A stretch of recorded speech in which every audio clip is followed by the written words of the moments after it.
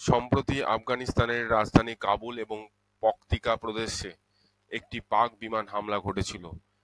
এই ঘটনার পরই আফগান সীমান্তবর্তী খাইবার পাখতুনখোয়া প্রদেশে পাল্টা আঘাত হানা হয়।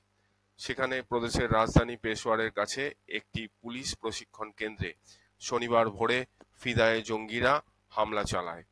এই সংঘর্ষ প্রায় 5 ঘন্টা ধরে চলে এবং এতে অন্তত 7 জন পুলিশ এবং 6 জন হামলাকারী নিহত হন বলে সংবাদ সংস্থা পিটিআই জানিয়েছে।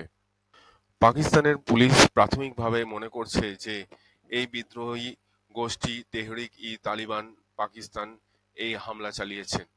সরকারি সূত্র থেকে জানা গেছে যে গভীর রাতে হামলাকারীরা প্রাচীর টপকে ডেরা ইসমাইল খান জেলার রাত্তা কুলাচি পুলিশ প্রশিক্ষণ কেন্দ্রে প্রবেশ করেছিল। এরপর তাদের সঙ্গে নিরাপত্তা রক্ষীদের বন্দুকযুদ্ধ শুরু হয়।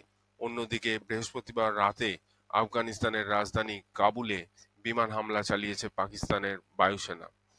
এতে টিটিপির প্রধান নূর ওয়ালি মেহসুদ এবং সহকারী প্রধান কারি সাইফুল্লাহ মেহসুদ নিহত হয়েছেন বলে সেনা সূত্রে বরাত দিয়ে শুক্রবার দাবি করে পাকিস্তানের কিছু সংবাদ মাধ্যম।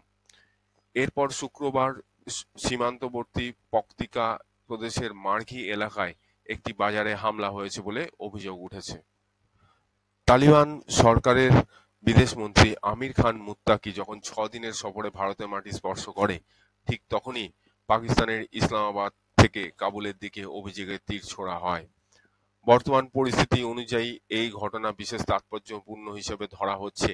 শুক্রবার রাতে পেশোয়ারে অনুষ্ঠিত একটি সাংবাদিক বৈঠকে পাকিস্তানের সেনাবাহিনী আইএসপিআর বিভাগের প্রধান লেফটেন্যান্ট জেনারেল আহমদ শরীফ চৌধুরী দাবি করেন যে পাকিস্তান আফগানিস্তানে হামলা চালিয়েছে। তার অভিযোগ, আফগানিস্তানের ভূমি থেকে পাকিস্তানের বিরুদ্ধে সন্ত্রাসবাদী কার্যকলাপ পরিচালিত হচ্ছে এবং পাকিস্তান তা কোনোমতেই মেনে নেবে না।